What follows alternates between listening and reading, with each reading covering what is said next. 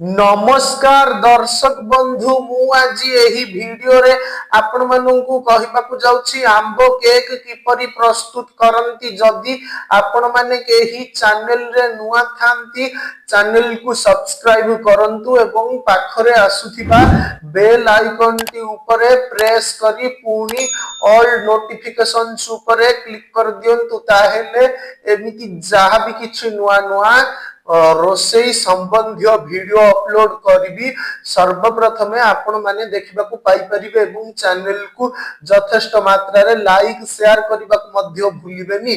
ताहेले चलंतु देखि नबा आंबो केक किपरि प्रस्तुत करंती एवं एथि पई कोन कोन सामग्री प्रथमे नेबाकू हुए।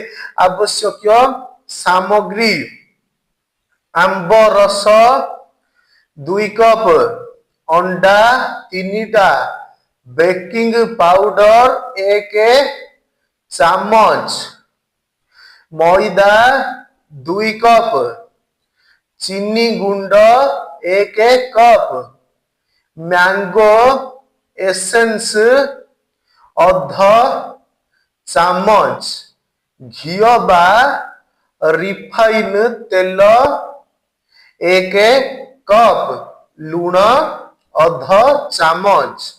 प्रस्तुति प्रणाली मैदा रे लूण बेकिंग पाउडर मिसाई चलाई दियंतो। पात्र रे तेल अंडा और चीनी मिसाई फेंटंतो। फेंटी मैदा मिसाई फेंटंतो। एहा भल भाबरे मिसी गले आंबरस पकाई फेंटंतो। पिठौ फेंटी फेंटी हालुका होई गले एसेंस